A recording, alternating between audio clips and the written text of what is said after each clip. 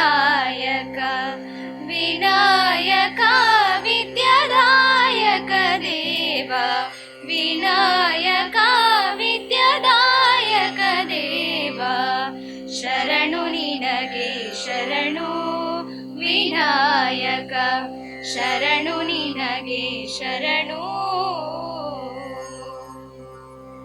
पाशाङ्कुशधर मूषिकवाहन सर्पालङ्कृतने गजानन पाशाङ्कुशधर मूषिकवाहन सर्पालङ्कृतने गजानन आदिपूजित नीनु वेदवतित नीनु आदिपूजित नीनु वेदवतित नीनु मोदक प्रिय नीनु गणायक शरणु निनगे शरणु Vinayak शरणु निनगे शरणु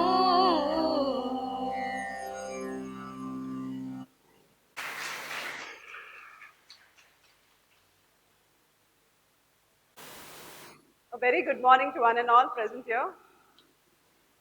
It's a great pleasure to come here and give a talk. I would like to thank Madam Shri Priya for giving me this opportunity to stand before you all and give a talk on infection control practices in the hospital setup. I thought this topic would be suitable since everyone here are some way or the other attached, will be in future attached with our hospital. And so it would be beneficial for you today. Today I would like to brief you all about different myths as well as facts which are related to infection control practices in our hospital.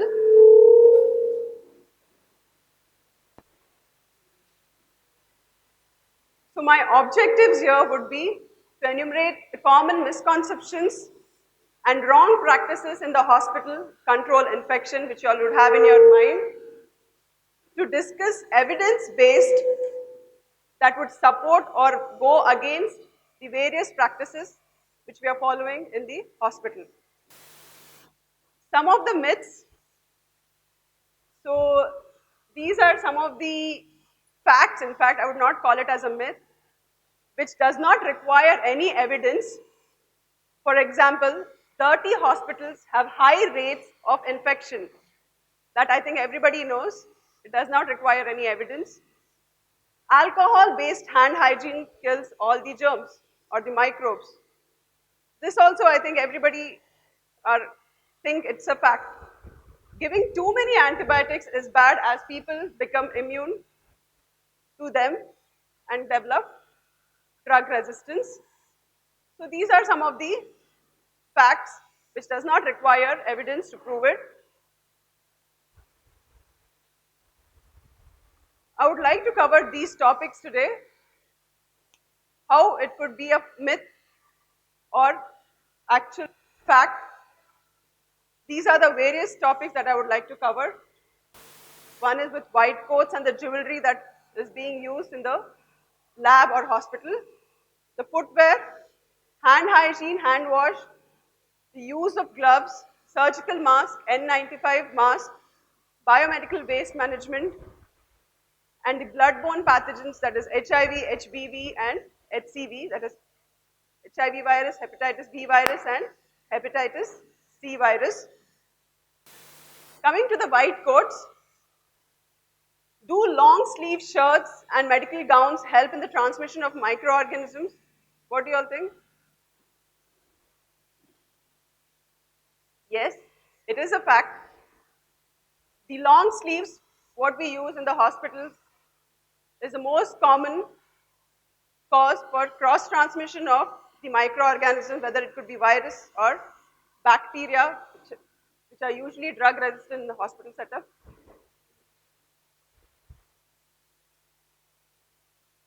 What are the accessories, jewelries that are not allowed while taking rounds? We all think this is okay. The picture one, Wearing a tie, is it okay? This could be permitted, wearing a tie, but while on rounds, it's actually one of the items which could help in cross transmission. Accessories, the neck accessories, I think that is okay.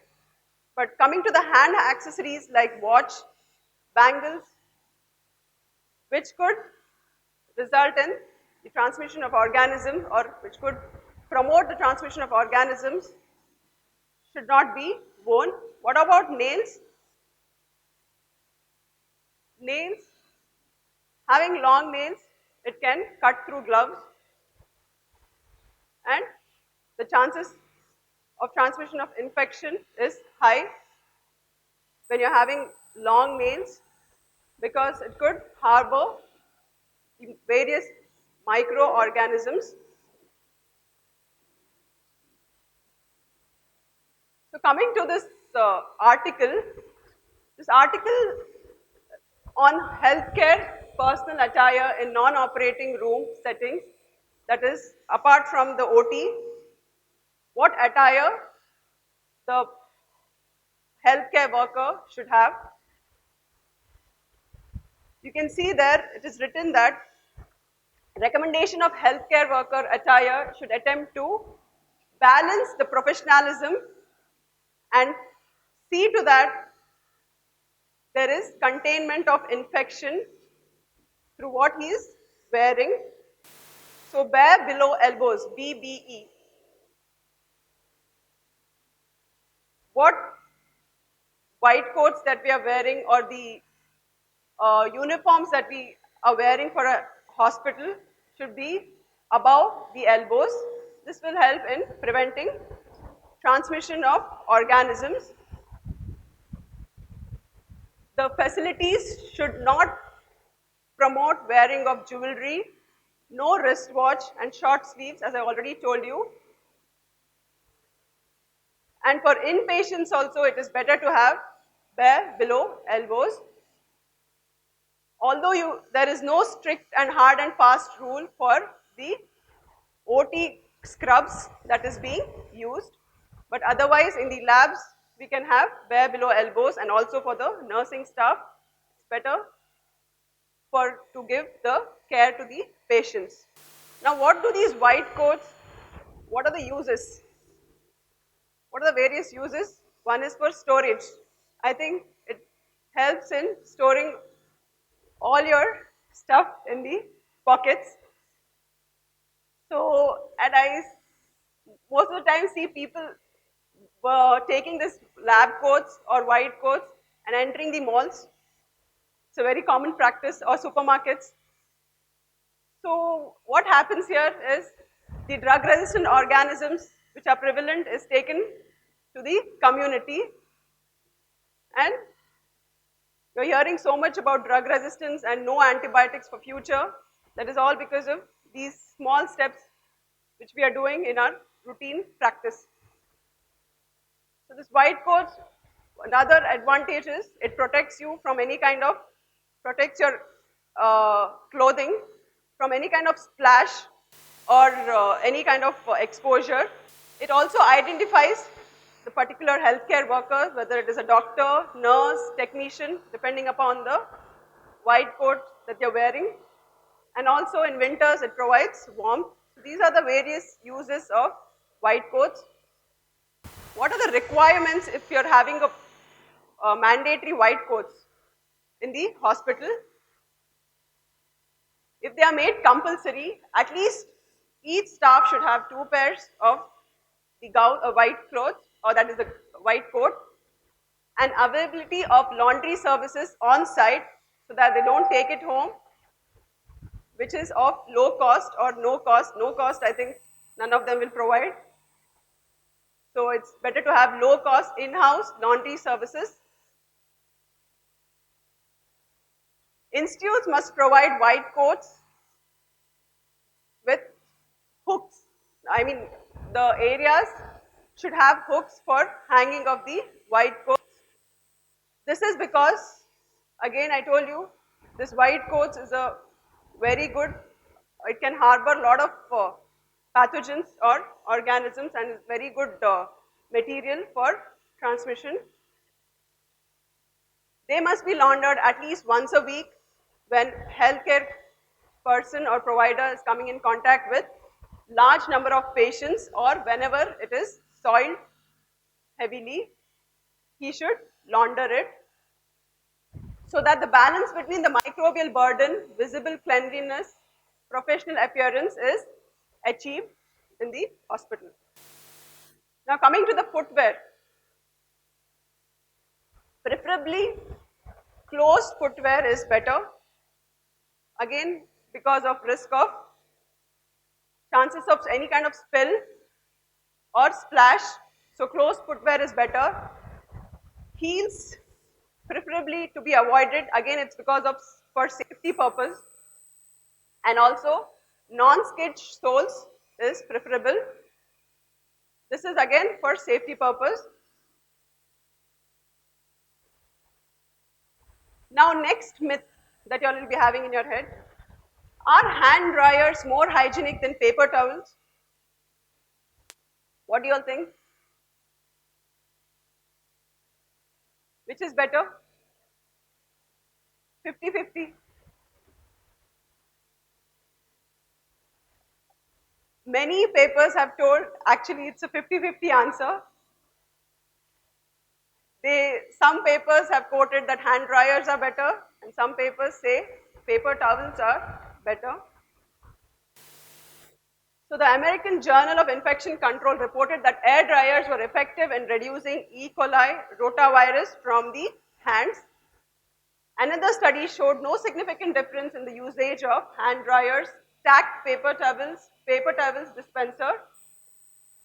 So if you choose a towel, you have to dispose it in a, or the paper towel, you have to dispose it in a closed receptacle, because also the CDC has recommended, if you look at the hand hygiene step, the last step, the person shows a paper towel to switch off the tap that is being used.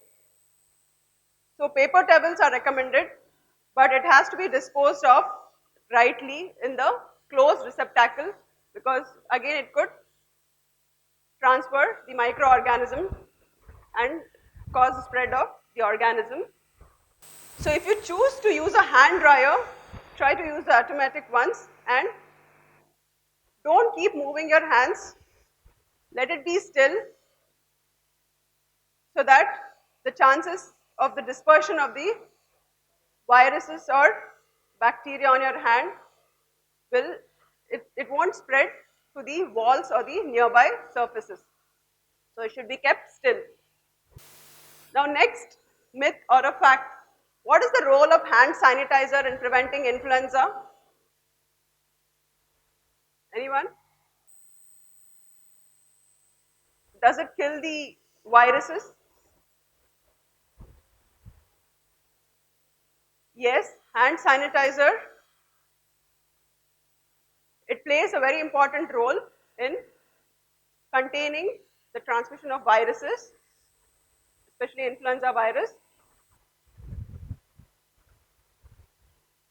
So in the absence of the data that using hand sanitizer stop the transmission of influenza, recommended it is prudent.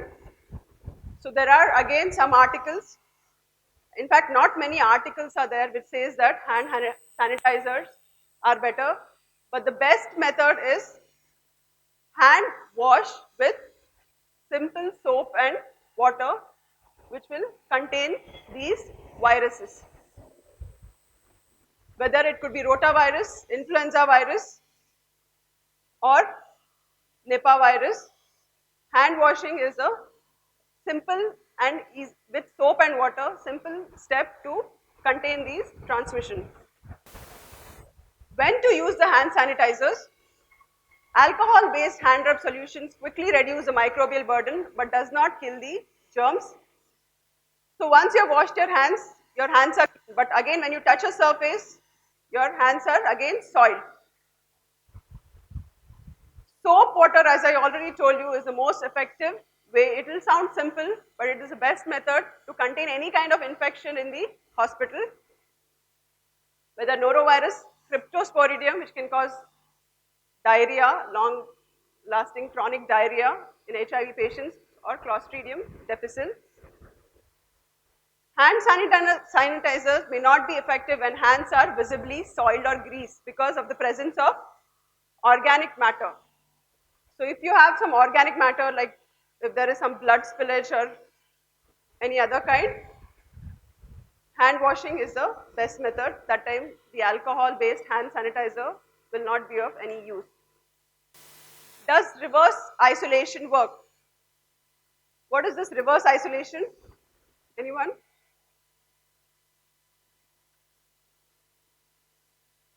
Reverse isolation is nothing but a positive pressure room, which is usually present in the hospital's positive pressure and the negative pressure room. But reverse isolation is a positive pressure room. Here it will let in clean air and the polluted air is vent out into the corridors. This is not recommended anymore. Everyone knows there are 3 types of transmission-based precautions. One is droplet-borne, contact and airborne transmission. So there are 3 types of transmission-based precautions. So droplet-borne, influenza is the most common agent which is transmitted via droplets as well as through contact. Coming to contact, it's many drug-resistant bacteria which can spread through contact-based transmission. Airborne transmission, which is the best example. Airborne, Mycobacterium tuberculosis is the best example for airborne. Influenza comes under contact-borne precaution or contact-based precautions as well as droplet-based. Both of them come for influenza virus. Airborne, you have chickenpox also, chickenpox as well as measles, which could be transmitted by airborne, where you require airborne precautions. So isolation is required when such patients are admitted. So they require a isolated room so that it doesn't get transmitted to the others. But this positive pressure room is that the patient is immunocompromised and he should be safeguarded from the other viruses in the hospital. So this room is no more recommended. That's what the last line says. Evidence shows that it is not of much benefit to use these rooms in the hospitals because it can create anxiety among the patient family members and also the healthcare workers since they are kept in isolation. Now, this could be again a myth or a fact. I think in everybody's head this is there. The hotter the water, the better you can clean your hands or you'll be free from germs. Is that concept correct? What do you think? Yes? The hotter the water you're using, the better chances of getting your hands clean or free from germs. Yes? No? And the 5-second rule. Are you all aware of this 5-second rule? No? The first one, that is the hotter the water used for hand washing, it is better. That is just a wrong or it is a myth because there are many evidence-based articles which says that water could be hot or cold, but the concept that has to be cleared is your hand should be free from germs. So use of hot water or cold water with soap is a requirement. It does not alter anything much. The 5-second rule, what is this 5-second rule? When any kind of food falls, pick up within 5 seconds and you can eat it. Have you not followed it? So this 5-second rule is the same thing. So in a study in Journal of Occupational and Environmental Medicine, 2005, the temperature of the water says that the temperature of water does not matter when it comes to washing of hands. In fact, when you're using hot water, the upper layer of the skin, that is the epidermis, is lost if you're frequently using hot water, and you're more prone to get infections. And as long as the food is picked up that was dropped on the floor in less than 5 seconds, the load of microbes are less. So this is a 5-second rule. But studies have showed that sticky food picks up more bacteria than dry food, and when the food is dropped on a carpet, was less contaminated compared to the otherwise. But I think this is a study which is done abroad. If we take up our studies, our carpets are all contaminated. So I think it is better not to consume such kind of food. In that article, it also suggested that 87% people were studied in that particular manuscript or article. And among that, 3/4 of them have done this, that is the 5-second rule. They have observed it one or the other time in their life. So is this true? Or you have to follow it for all the patients? Or see if he's a VIP patient and then only follow. So I think everybody is aware of these steps which is suggested by the CDC and the WHO. It takes about 40 to 60 seconds. This is a must to follow when you're working in a healthcare. And this applies, these steps have to be followed when you're using a hand sanitizer also, or when you're using soap and water. Now next, indications of this hand hygiene. Where all in the healthcare setup you have to perform hand hygiene. One is before touching a patient, okay. After touching the patient also it is mandatory.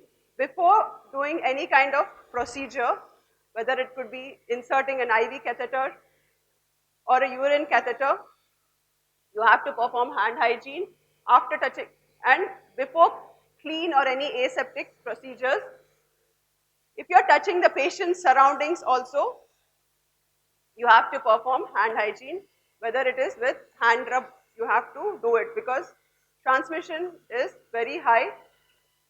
So these are the 5 indications in a hospital where hand hygiene has to be performed. Now coming to respiratory hygiene and cough etiquette.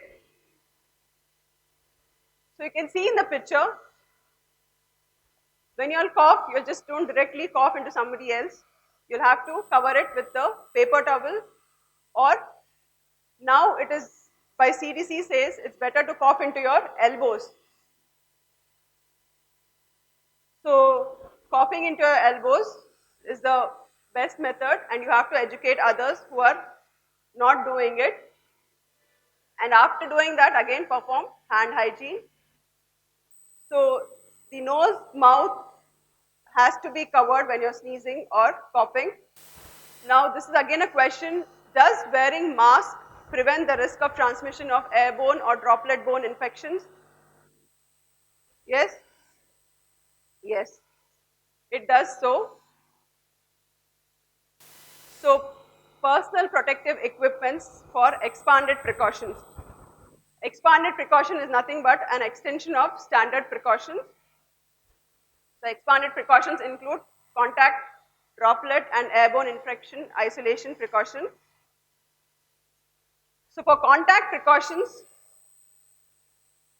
so whichever diseases you require contact precaution, you have to wear the following PPE, that is gown, gloves for contact with patients or environment of the care that is surrounding the patient.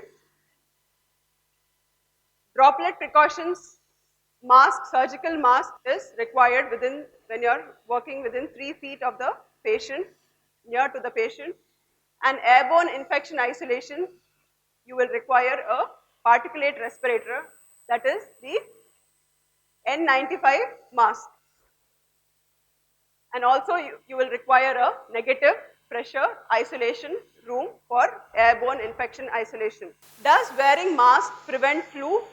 So just wearing mask will not prevent flu. Again you have to, because it gets transmitted by droplet as well as contact precautions. So it has to be paired with regular hand washing.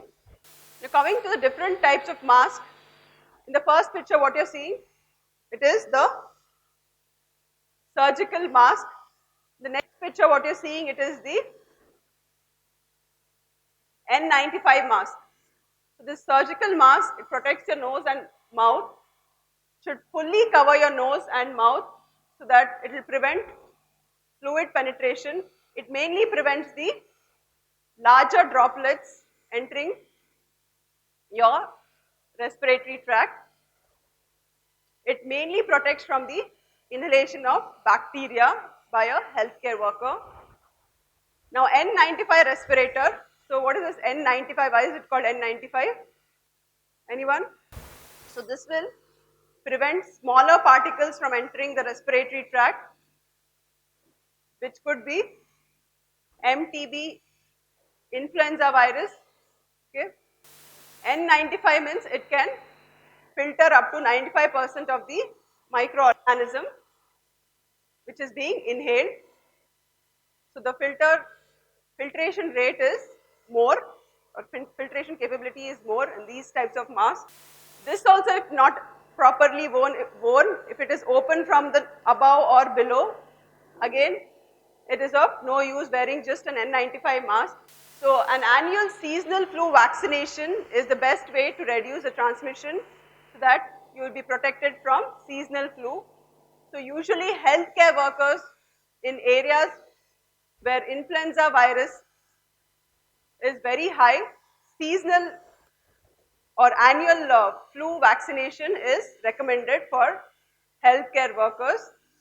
And if you are handling such patients who are having affected with the influenza virus. So continuing with the other myths, wearing gloves means you need not wash your hands.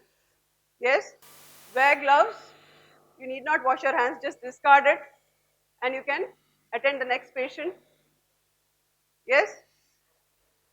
No. So again, hand hygiene is important.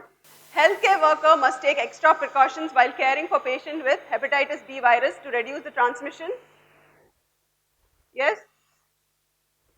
If the patient is having hepatitis B virus, the healthcare worker must be extra precautious in handling such patients. Yes? No? All patients have to be considered as infectious and all blood has to be considered as infectious. There is no extra precautions or less precautions that can be taken for any kind of infected individual or blood sample. Transferring a body fluid between containers, so this also should not be done, and if it is being done, appropriate PPE has to be worn. Handling and passing needles, which usually happens in a OT. So that time the healthcare worker can get pricked. Failing to dispose of used needles in the right color-coded bag. So if you are discarding the needles and sharps in a different color-coded bag, the healthcare worker or the person who is taking the waste or who is handling the waste, when it has to be segregated, that individual can get pricked. Poor healthcare waste management practices, that is the needle, it goes into the puncture-proof container, it should be only 3/4 filled and not completely filled. So in such cases, the individual or the healthcare worker can get pricked. So you can prevent it by, I told you, most important thing, avoid recapping of needles, cleaning used instruments, that time you have to be careful, and disposing of used needles and other sharp instruments in the right color-coded bags. So you all are aware with this, different color-coded bags. So black is for the general waste, red is for the plastic and infected waste. Yellow is for the infected and non-plastic, whereas white punch-proof containers, now there is no more hypochlorite which has to be added into that. It's just a punch-proof container where the needles go. And then the blue cardboard box, wherein what goes? The bigger glass pieces or the metals goes into the blue cardboard box. Next myth, the healthcare worker with HPV must not get involved in the care of patients in the healthcare setup. Do you all agree with this? If a healthcare worker has HBV, hepatitis B, he should not get involved in any kind of treatment or handling or caring for patients. Is it true? Yes, he should not get involved in any kind of invasive procedures or which procedures where there is high risk of getting the others infected. So those areas in the hospital should be avoided. But non-invasive areas, there the healthcare worker can be posted. Now next, coming to HIV, HPV, HCV. So you all know these are the blood-borne pathogens which could be transmitted. So which is the sturdiest virus here? HIV, HBV, HCV. Which one? HCV is the sturdiest virus. HPV and HCV are efficiently transferred blood-borne pathogen in a healthcare setup. So these two are commonly or efficiently transferred. The risk of transmission of healthcare worker to the patient is much higher than patient to the healthcare worker. Let's see that. So the transmission of HBV is most common. It is about 1 to 6% when it is HBeAg negative. When HBeAg is positive, the transmission rate is higher, 22 to 40%. Next comes HCV, then last is HIV, about 0.2 to 0.5%. So healthcare worker transmitting it to a patient, the chances is very less, whereas from patient to patient, IV drug abusers, the chances of transmission is very high. Patient to healthcare workers, chances of transmission is still higher when compared to healthcare worker transmitting it to a patient. Next, booster dose every 5 years is recommended in a healthcare worker who has already been vaccinated. Are you all vaccinated with hepatitis B, HBsAg vaccine? Yes. Your titers are seen, anti-HBs titers. So after getting vaccination, you will have to see your titers and it should be about 10 milli-international units. That means you are immune to hepatitis B virus. Booster dose is not recommended if your titers are good because it can give long-lasting immunity once you are vaccinated. Only a booster dose is required if the individual is a non-responder. Okay? If the titers have not gone up after the 3 complete doses, the titers are not above 10 milli-international units, then that is immediately after vaccination. If it is not about 10 milli-international units, then the patient has to again take the course. My last slide, that is to summarize, the take-home message I think would be performing appropriate hand hygiene and following standard precautions when you're working in a healthcare setup. Identify unsafe, unnecessary and ineffective way of infection control practices. Divert resources for application in basic evidence-based practices in infection control. Implement simple and some effective measures to achieve your goals. Gradually set up targets once you have achieved the basic goals that you'll have set up. That is what I would like to share with you all. If you'll have any questions, you can ask. Any questions? No questions? Okay, thank you.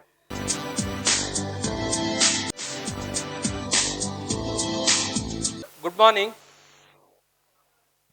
So, first of all, I would like to thank the organizer for inviting me to share some of our experience of our research work, what we are doing at Manipal. So, the talk what I am going to give you is on uh, HPV and how HPV can cause cervical cancer, and when HPV is causing cervical cancer, so how it causes basically. So, how many of you have heard about cervical cancer? Can you raise your hand? Okay. So, how many of you have heard about HPV, human papilloma virus? Come on, ladies. Only few. Okay. So, how many of you aware that HPV is the causative factor for cervical cancer? Nobody. Okay, only few. Okay. So, let me start my presentation. So, I am from School of Life Sciences, where we have some courses. We do BSc Biotechnology course, then we do MSc courses, and in addition to that, we do PhD program and research in the area of the human diseases. So, especially we work in the area of cancer, and during cancer, so what are the changes which happens in our DNA and which makes the cell to a normal cell to become a cancer cell. So, that is what we are investigating. Okay. So, if you see cancer, which is nothing but the uncontrolled proliferation of the cell. So, this uncontrolled proliferation of the cell, why a cell becomes uncontrolled proliferation? Because it loses the control, the normal cell loses its control and then it becomes a cancer cell. So, when we say that the normal cell loses its control, it can be because of the inherent property of a cell, because the cell contains the DNA. In DNA, we harbor some defect, or it can be a defect which is caused in the DNA by external environment. When we say external environment, so one of the important external agent which causes cancer is nothing but the viruses.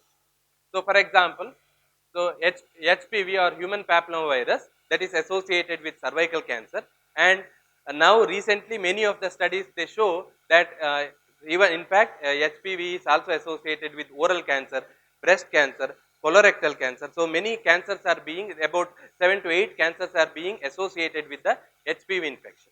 Okay. Similarly, there are you have hepatitis viruses, so they cause cancer. You have similarly you have some bacteria, they are also recently being associated with cancer. So, basically what these viruses they do is they induce some changes in the DNA. Okay.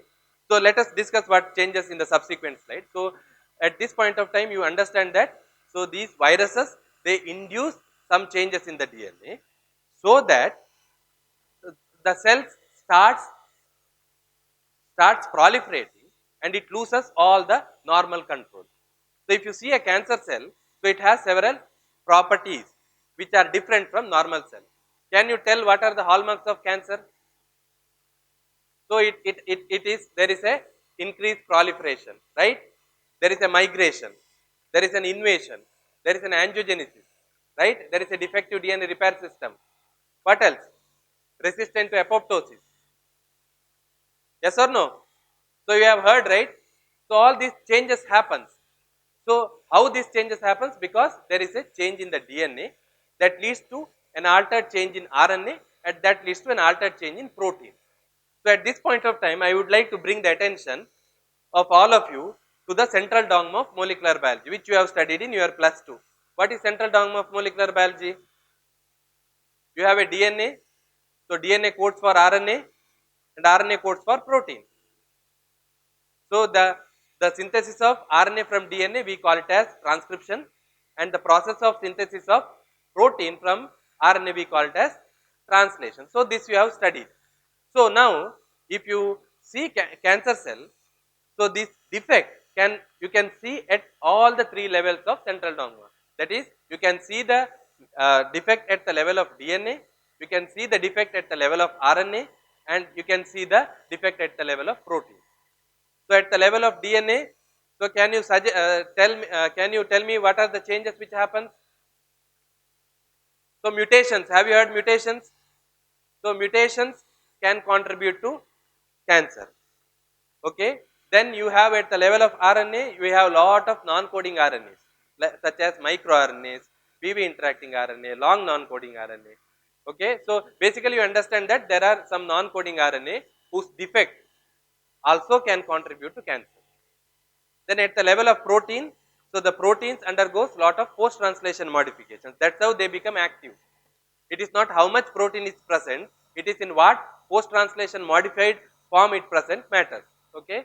So when we come to post-translation modifications, you have methylation, ubiquitination, acetylation, phosphorylation.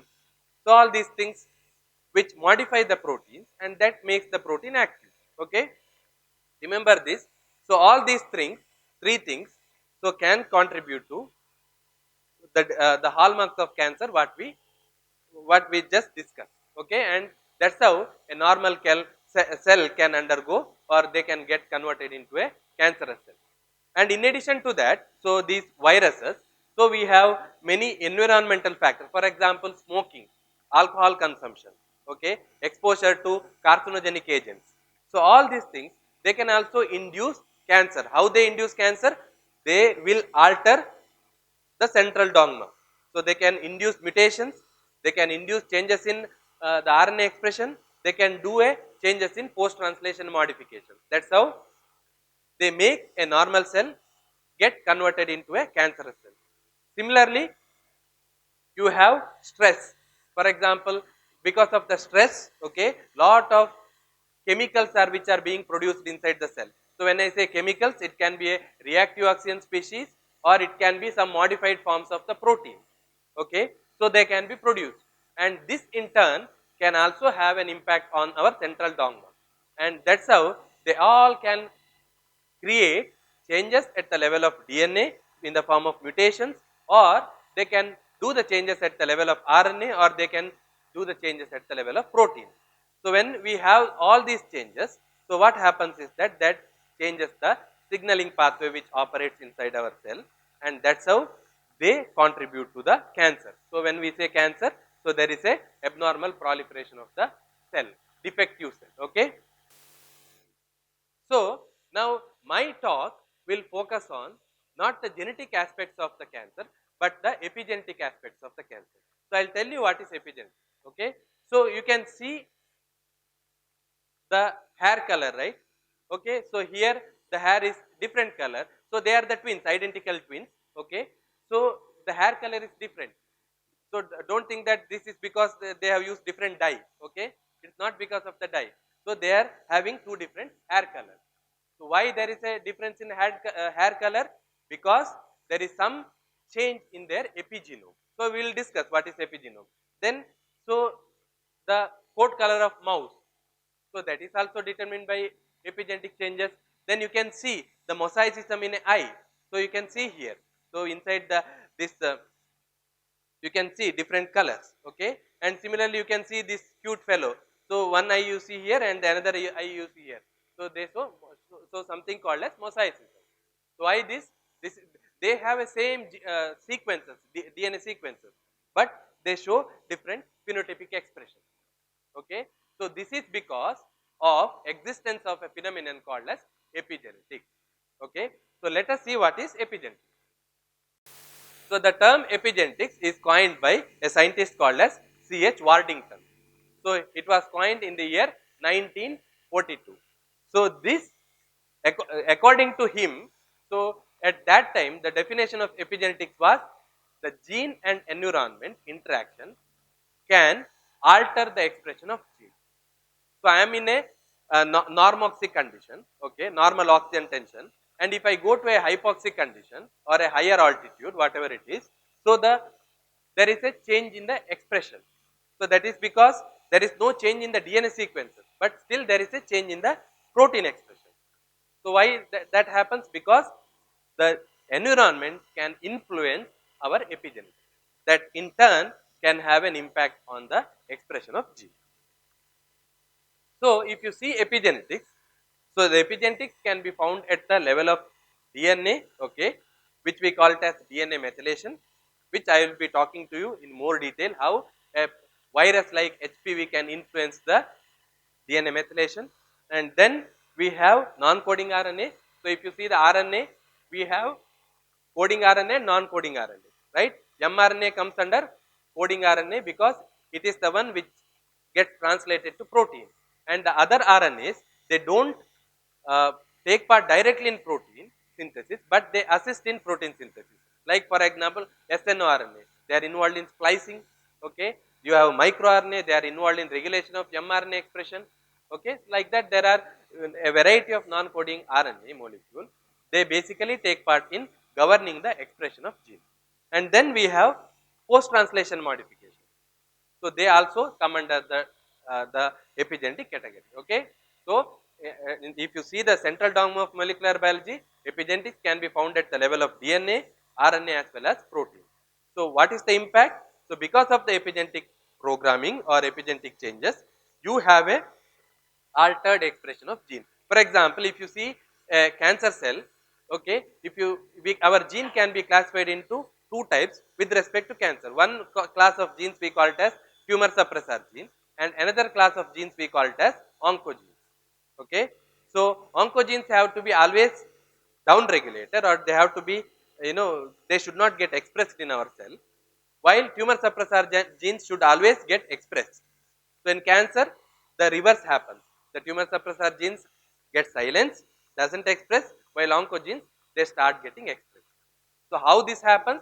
This can happen because of the mutations as well as epigenetic modification. Okay. So let us discuss how a virus such as HPV or a virus can induce cancer using an HPV as an example. Okay. So if you, this slide I already explained, so I don't want to go into the details of that. Basically, there are many factors which can influence the epigenome of an organism. For example, taking smoking. Okay, you might think that at a young age you might think that, oh, it's a fashion. Oh, I smoke. Okay, I drink. So you exaggerate and you tell your friends, right? Many of you guys do. Okay, I have seen my friends telling. So, but this is not a good practice because it alters your epigenome. And continued exposure to these chemicals, I will put them all chemicals, so they can alter your epigenome and contributing to the many diseases, not only cancer. Okay, it can be an Alzheimer's disease, it can be a Parkinson's disease, it can be hepatitis. Okay, it can be a cirrhosis, it can be a damage to your lungs, liver. Everything can be caused because of all these chemicals can modify your epigenome. Okay, so getting exposed to these chemicals at young age, okay, that's a bad this one. So it can have a bad impact on your cells. Okay, so during alcohol consumption by ladies, okay, so that has a very severe impact on the during the pregnancy. So it has a very high correlation with the smoking and alcohol consumption by ladies has a high chance of miscarriages. Okay, and then during pregnancy, so there will be a lot of problems with the developing fetus. So all these things, epidemiological data they have shown. Okay, so basically our how to keep our epigenome in a healthy status? You have a good diet, okay, then you avoid these bad habits. So that's how you can control your epigenome. So now what happens? So basically in our genome, so the you know that DNA is a long thread, right? And this long thread of DNA is packed and it is coiled, and we have studied about the nucleosome model in our +2 classes. How many of you have learned about nucleosome model in your plus 2 class? Can you raise your hand? Nucleosome model. +2, how many of you are from biology background? Raise your hand. Then you must have studied about nucleosome. Okay. So we have histone proteins. You have a long thread of DNA. So it gets wrapped around the histones. Then histones gets wrapped. So that's how this nucleosome model operates, right? That's how the genes get exposed. The DNA gets exposed and genes gets transcribed and other genes are hidden. It is something like this. So imagine this is a DNA. Okay. So these are the nucleosomes, and imagine that this is the region which we call it as promoter, to which the transcription machinery comes and they drive the expression of a gene. So imagine that nucleosomes are placed like this. Now this region is open, right? And your all the machinery can come here and they can do the transcription. Imagine a condition where these nucleosomes gets repositioned like this because of the epigenomic changes. Now what happens? Can you see the underlying DNA sequences? Now whether RNA polymerase can come and bind? No, right? So there is no transcription. That's how, that is what happens because of the epigenome. So I have some other this one slide where I will show you. So you can see here, sorry. So you can see here in a euchromatic condition. So these are the nucleosomes. So these nucleosomes are placed far apart so that the DNA gets exposed, okay, to transcription factor, and that's how the gene gets driven. So basically we have in our body we have more than 30,000 genes, right? What are genes? Let me understand whether you know genes. You have heard about genes, right? Not the one which you are wearing. Okay. So these are called as our, what are genes?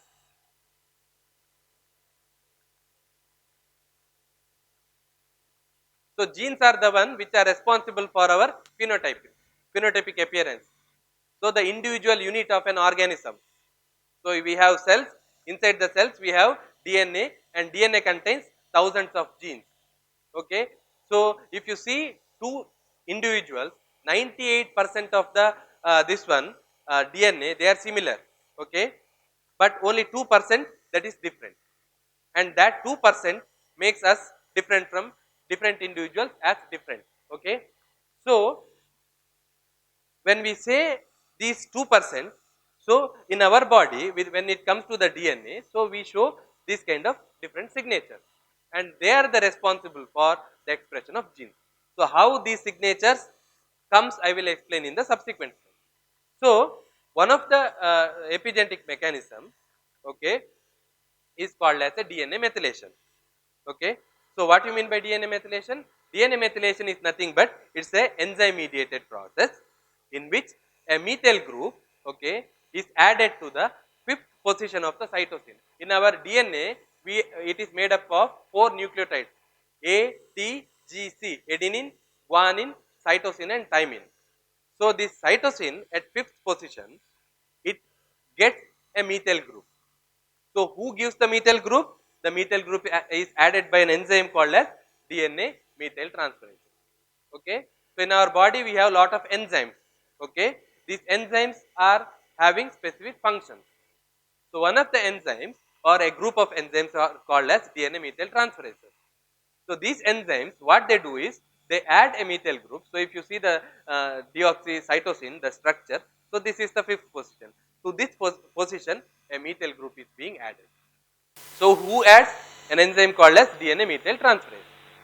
So now to add DNA methyl group, it should take this methyl group from someone, bro. So this S-adenosyl methionine or SAM, which acts as a methyl group donor, and then as a result of which this S-adenosyl methionine gets converted into S-adenosyl homocysteine, and then again this gets converted back to S-adenosyl methionine. So during pregnancy, so people are recommended to take folate rich food. Okay, if you are you don't take enough folate, then the developing fetus has lot of growth related problems. One of the problem is neural tube defect, open neural tube defect. Okay, so this is because of this pathway. Okay, so the DNA methylation homeostasis is very important. So to maintain this DNA methylation level, so it requires S-adenosyl methionine. S-adenosyl methionine cell can synthesize. For that, folate is required. Okay, folate is the one precursor from which S-adenosyl methionine is synthesized. So for that, so it is recommended for the ladies during pregnancy to take folate rich food. Otherwise, folate supplement is being given compulsorily nowadays. So neural tube defect is a very devastating problem, and in many of times the frequency is very high. So this is because of the defect in the level of folate, which can be overcome by a simple taking a leafy vegetables which are rich source of folate. Now, why this DNA methylation is important. DNA methylation is important because it does many functions which keeps the cell in a normal condition. Okay. So, what are the different functions? It is important for X chromosomal inactivation, it is important for organization of the chromosomes into active and inactive state, it is important for tissue specific methylation, it is important for genomic imprinting. So, when we say tissue specific methylation, so in our we have different organs, right? So, if you see the cell, they are same, okay? They contain the DNA, so DNA is constant throughout our all the type of cells, but the way that these genes and proteins are expressed, they are different.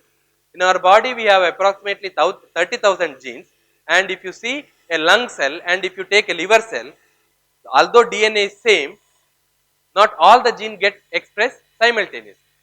Okay, there will be some genes which are common, which we say that housekeeping genes, and there are some genes which are different, which we call it as tissue specific expression. So, this tissue specific expression happens, which is regulated by this entire process of DNA methylation. And then X chromosome inactivation. So, there are many diseases, genetic disorders, they are because of the defect in the X chromosomal inactivation as well as defect in the genomic imprinting. Okay, Prader-Willi syndrome. Okay, you must have heard about these diseases. So, that is because of the defect. Okay, so Turner syndrome. Okay, Klinefelter syndrome. So, there are many disorders are there, genetic problems that in turn is actually influenced by the methylation stage. So, the work what we are doing is how this defect in the DNA methylation, okay, they can contribute to the development of a cancer cell. So, if you see the cancer cell, we have two types of changes in methylation. One we call it as gain of methylation, which we call it as hypermethylation, and the second one is called as a hypomethylation or loss of methylation. Okay. So, I will explain with the help of this how these hypermethylation and hypomethylation can contribute to cancer. So, in a normal condition, okay, nucleosomes are placed far apart. So, this is the DNA, okay, to which there is something called as promoter, to which the transcription factors and associated machinery can come and bind, and they can do the transcription. Okay. But because of the defect in epigenetic or changes in epigenetic, so what happens is that this kind of configuration gets converted into this kind of configuration. Now, this leads to silencing of the gene expression. There is no genes gets expressed. Now, so what happens in cancer? We have two types of genes. One is called as a oncogene and the other one is called as a tumor suppressor gene. So, oncogenes, they have to be always in this condition. So, what happens is that because of the epigenetic reprogramming, so they gets converted into this kind of configuration. So, they get expressed. Tumor suppressor gene on contrary, they always have to be in this kind of configuration. So, they becomes like this. So, like this, if it is happens, the genes gets transcribed, but if they are in this condition, the genes get silenced. So, tumor suppressor gene, which have to be always in this kind of configuration, they gets converted like this, while oncogenes, they always have to be like this, they get converted into this kind of chromatin condition. Okay, and this in fact are regulated by many of the viruses. Okay, many of the viruses such as hepatitis B virus, hepatitis C virus, human papilloma virus, even HIV virus. So, what they do is that many of the bacteria such as chlamydia, so all these things what they do is they actually influence in such a way that a gene which was supposed to be like this, they gets converted into like this, and the gene which are supposed to be like this, they gets converted into like this. Okay, how it happens? Because all these processes are enzyme mediated. Okay, so all the post translation modifications or the gene expression at the RNA level or the gene expression at the DNA level, all these things are regulated by several proteins, and these proteins can be easily reversible. Okay, so one condition to the other conditions can be easily changed. So, how this happens? This happens because these viruses produces lot of proteins, and these proteins target these enzymes and they bring about the alteration. You are getting my point? Yes or no? Okay, last bench. Yes or no? Ladies.